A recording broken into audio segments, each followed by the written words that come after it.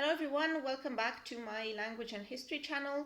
I would like to start this video by thanking wholeheartedly to those of you who already liked and subscribed.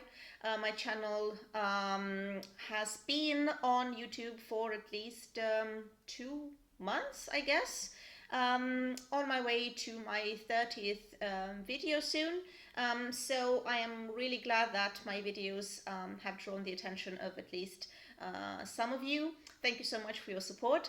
And for those of you who see me for the first time, this is Irina, going online by the name of Verdandi Schooled. This is my channel on topics such as Norse culture, the Viking Age, early Middle Ages, and Germanic languages. If you're interested in either of these topics, I kindly invite you to watch some of my YouTube videos.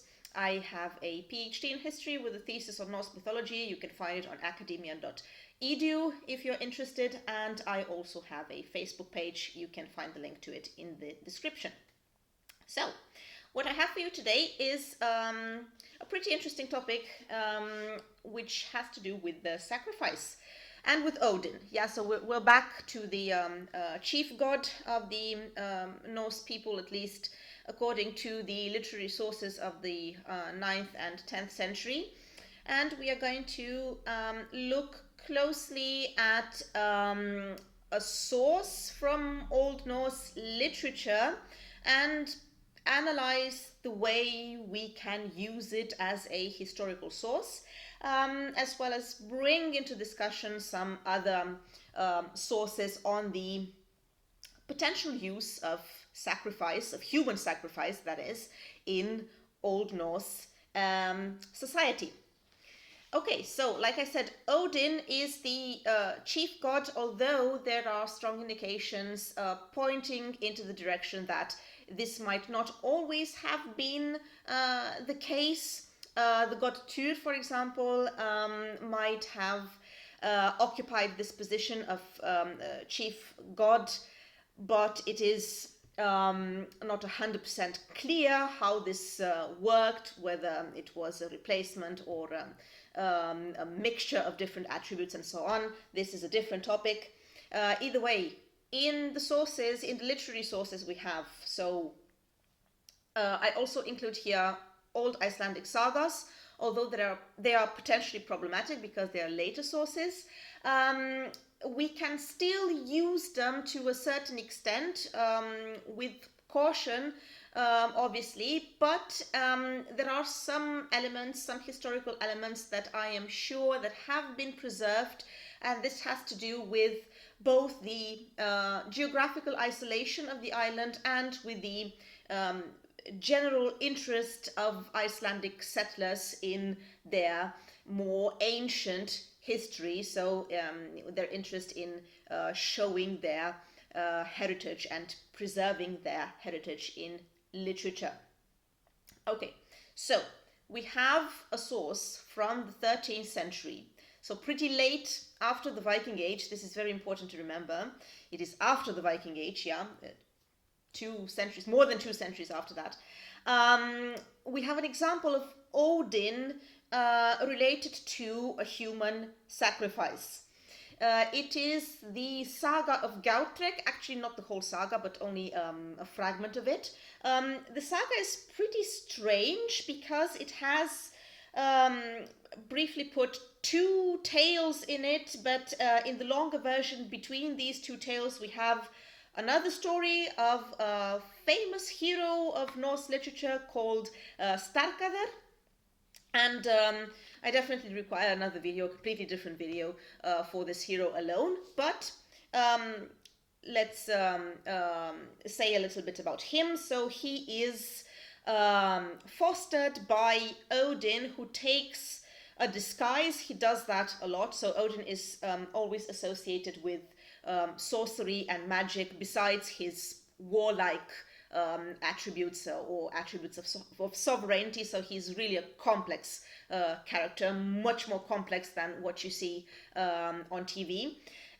So he is his foster father, going by the name of Grani Horsehair, and one day he is led to this council where he reveals himself In this council, a lot of gods take part, and on the 12th seat, Odin takes place on the throne, and there is this dialogue between him and Thor, this exchange of curses and blessings which are bestowed upon this hero, Starkadr.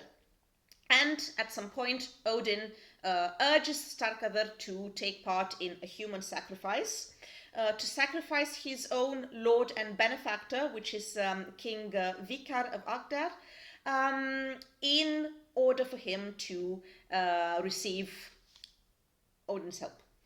So let's see if he complies. Let's see if we really get to witness a sacrifice, or whether Starkadr maybe plays a trick and saves the king's life. So I'm going to read to you directly from the translation. It is the translation of Somerville from the collection of Fornadarsögur.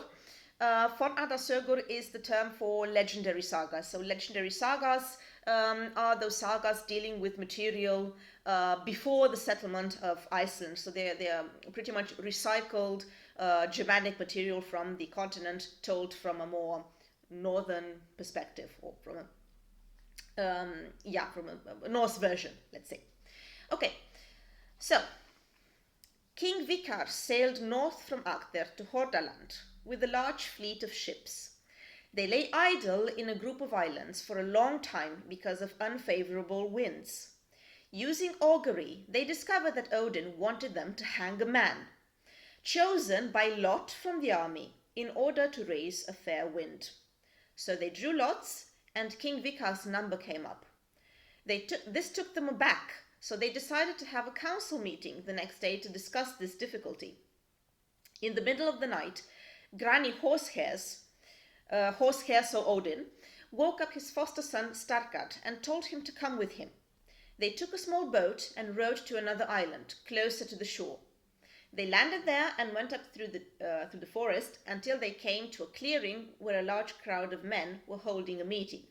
11 men were sitting on chairs, but the 12th chair was empty. They joined the meeting, and Granny Horsehair sat down in the 12th chair.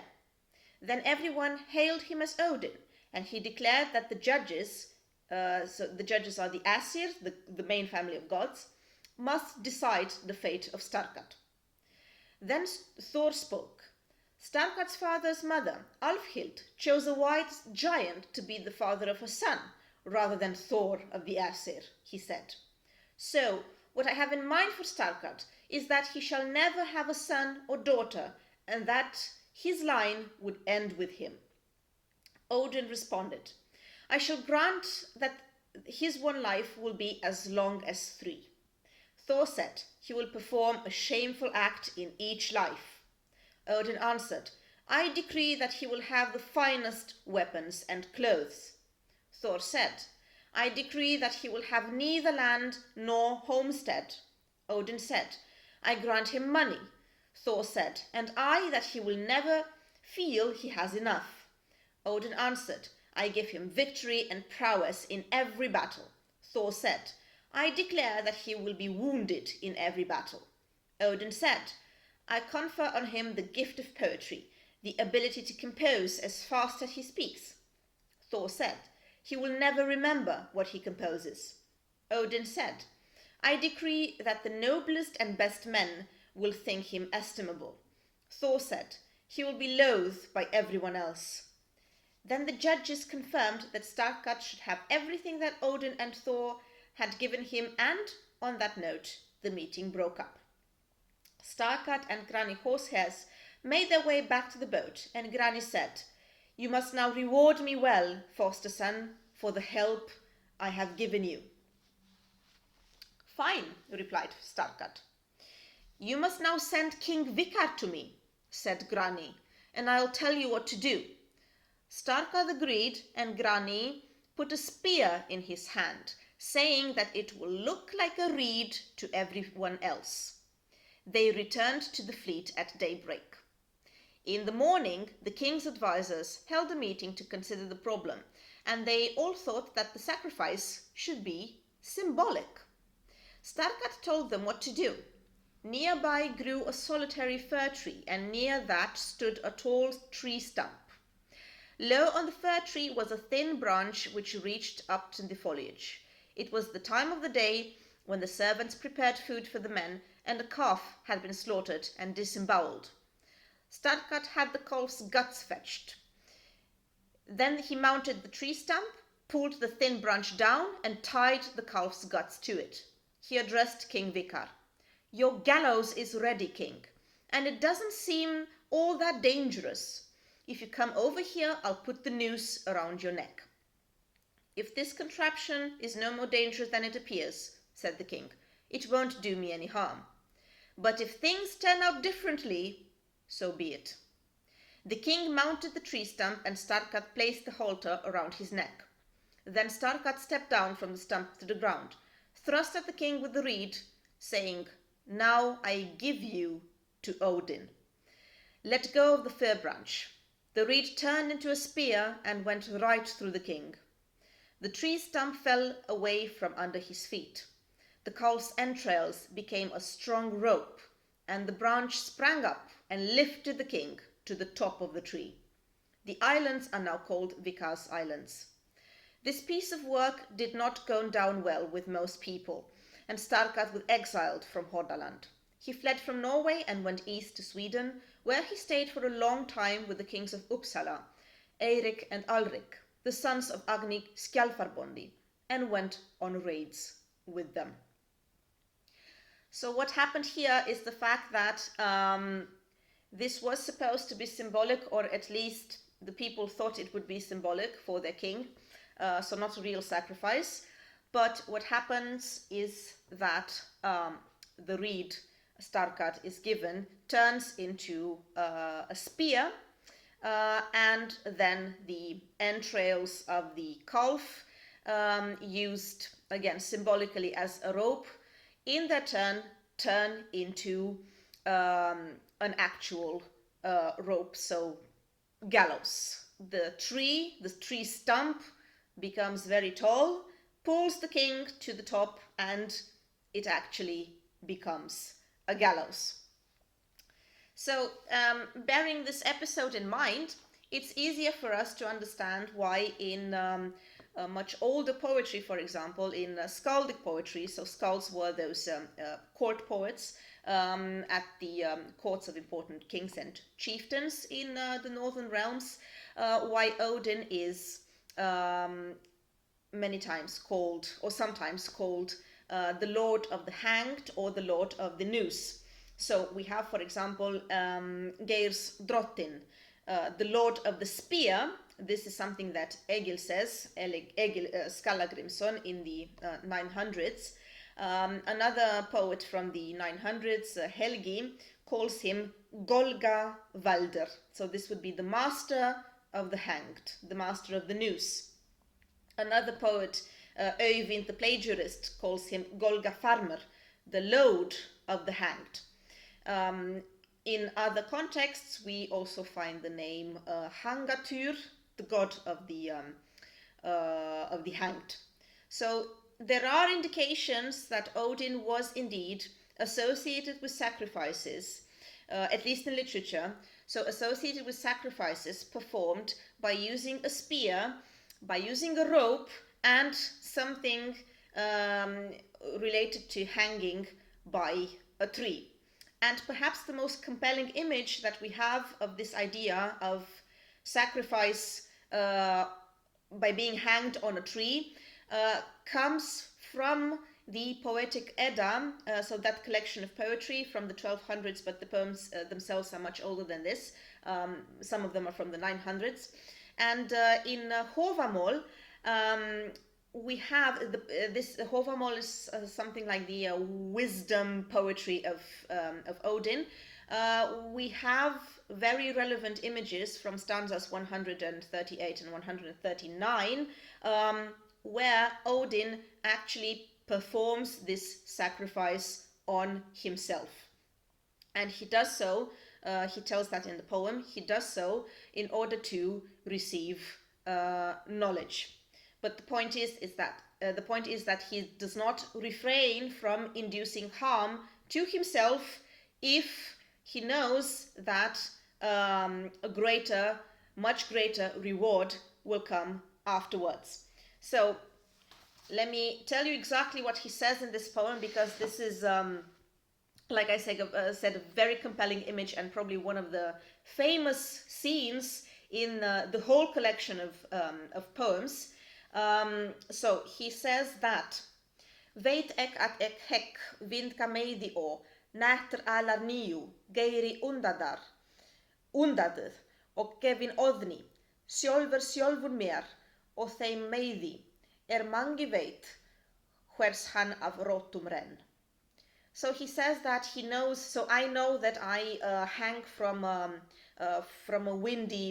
windswept tree all 9 nights, wounded by a spear, Geiri, and given to Odin, Gefin Oðni, myself to myself, sjálfum mér. On that tree, Meiði, mangi veit, that no one knows about. And the last line is a bit unclear, that runs where the roots run from, or something like that. Okay. And then he says in the next stanza, Vit hleyfi mig seldu, near við horningi, nusta ek niður, nam ek upp rúnar, uppandi namn, fel ek aftur þaðan. So this was the Old Norse original source. He says, no one gave me food or drink. I looked down, I looked at the runes, I took the runes, and then I fell screaming. So the purpose of the sacrifice that he does upon himself, he gives himself to himself.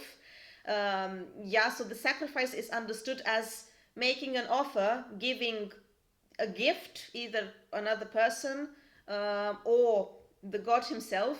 The purpose of it in this poem in particular is to gain knowledge. Yes, runes were associated with knowledge, especially because of the fact that, reading and writing was considered to be a big deal in a time where not everyone could do it. And then comes the second part, that about rune magic, or using the runes to invoke all kinds of things. Here it is, however, worth mentioning the fact that we don't really know how this worked, runes and magic. There are other references to that in the poem Sigurði from All, for example, when the Valkyria Brynhildr gives the hero Sigurður these runes, and she tells him that they have some powers, but we don't really know how exactly they worked.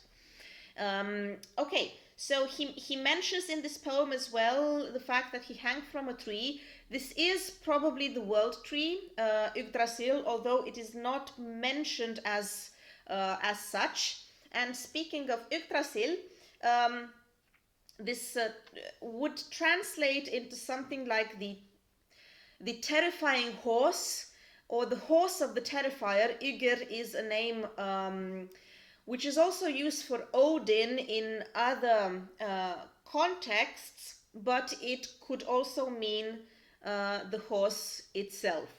So a little bit of a linguistic conundrum here. Okay, so there you go. You have Hangatur, Odin giving himself, offering himself to himself in order to gain something really precious. These are not the only sources. We also have, for example, a story called Styrbjarnarþáttur. This is like a short story, so a shorter saga. We have the character Styrbjörn, who is the leader of the famous mercenary group of Vikings, the Jomsvikingar, and they engaged in warfare with the Danes of Haraldur Gormsson, and when this doesn't go as expected, these Jomsvikingar, they go into the direction of Sweden, and they engage in battle with Erik the Victorious, and there is at some point a scene where the Jomsvikingar make sacrifices to Thor, and the Eric the Victorious makes sacrifices to Odin, and he says that if he grants them victory in this battle against these mercenaries, then in 10 years' time, these warriors will be given to Odin because Odin owns you all. I think the quote was something like that. So this is there is this recurring motif idea that you are given to the god, that the god will possess you and then will give back something valuable to you. From different perspectives, so from a non-Norse perspective, we have from the 11th century two authors mentioning sacrifices of human beings, Adam of Bremen and Dietmar of Merseburg. These are both authors from the 11th century, so it is closer to the Viking Age, closer than the Icelandic sagas anyway. And Adam of Bremen mentions this happening at the pagan temple at Uppsala. He says that every 9 years there is this great grand feast with 9 heads of 9 swords being sacrificed to the gods. And Dietmar of Merseburg mentions something similar, I think 99 being sacrificed. So we have this this number 9, which is common, and it is also a hint at the Eddic poetry discussed earlier. So it might have actually not been that far from the truth. Of course, it is impossible to say how and why, especially these sacrifices were conducted. They might have been, as we've seen, for fortune in war. They might have also been conducted for the sake of a better harvest. We have a reference to that in Ynglinga Saga. Ynglinga Saga is a mythological retelling of Snorri Sturluson. He tries to link somehow the history of the gods with the history of humans, but there is a lot of material which is we don't really know where he took it from or what exactly he's retelling there, but at any rate, there is an episode with King Olavur, for example, who was found guilty by his people of not performing enough sacrifices to the gods, and that's why he brought famine upon the community, and the community decides to sacrifice the king for good harvest. So as far as we can tell, this seems to have been a thing, but not really something that was so commonplace. We always need to remember that the sagas were later sources. They were also influenced by the Christian worldview, or at least up to a certain point, and at many times they seem to be divorced from the archaeological realities. However, on the other side, it is not to dismiss them altogether. We do have other pieces of evidence pointing in the direction that human sacrifices were a reality, but not in the amount, to the extent that we might imagine them to. Yeah, so if we think of human sacrifices in the Viking Age, it's not like something really extended or grandiose as you might see, I don't know, in Aztec culture or whatever other culture using human sacrifices you can think of. So we have, for example, some picture stones from the 900s, the picture stone in Lärbro, for example, in Sweden. It does look like a sacrifice on an altar, although there is no way of telling for sure what it is about. And we also have, and this I think is the most important, piece of evidence that would suggest the fact that human sacrifices were also performed. We have the sacrificial wells at Trelleborg in Denmark. So there was also discovered an enclosure next to them. So here the ritual was probably conducted, and then afterwards the bones were deposited in these sacrificial wells. This doesn't come as a surprise. Wells were important in the sources that we have left of Norse mythology. We have Mimir's well, where Odin sacrificed one eye in order to gain knowledge, and this creature, Mimir, appears to have had some kind of magical head that Odin blessed, or he cast a couple of spells, runic spells upon it, and it became his, let's say, knowledgeable companion. So wells definitely played an important part in both mythology and ritual, or at least according to this very important archaeological discovery in Trelleborg.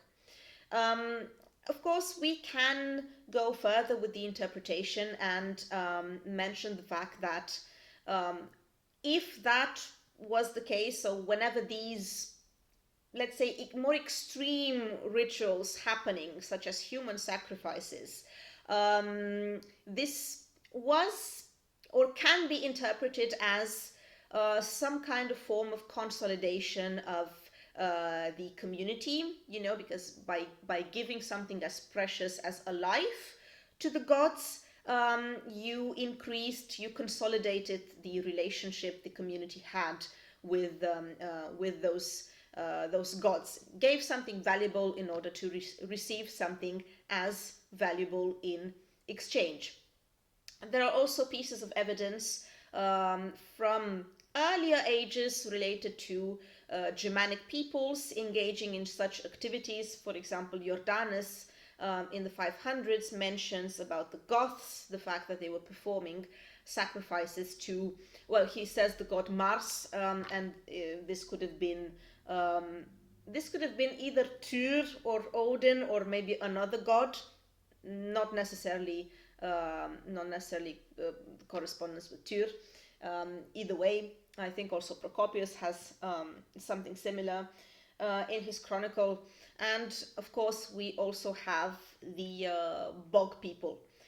Bog people being those corpses very well preserved in the Moorish landscapes, characteristic of a lot of this Germanic and Celtic speaking space. But the time span seems to be quite large. So as far as I know, bog people were discovered from even before Christ, from the Bronze Age, and it's very difficult to come to a conclusion regarding how extended these sacrifices worked, or what the relationship was between them in the Iron Age and later on in the Viking Age. Yeah, so the Viking Age being roughly the 8th, 9th, and 10th century. But there are clear indications that this was a practice, although not a practice that was common all the time, or as extended as we might tend to believe nowadays. All right, so that was it from me. If you are interested in this topic, I recommend that you go either to the Saga of King Gautrek or to the Styrbjarnarþottr to read more about the mentions in later Norse literature, or to read the archaeological report on Trelleborg. Okay, Good. So if you have other ideas about what I could talk about in these YouTube videos, you're welcome, more than welcome to leave me a comment with your wishes, and I will try to comply as much as possible. Thank you very much for watching. Thank you for your support. Like and subscribe, and help my channel grow. Have a good day. All the best to you.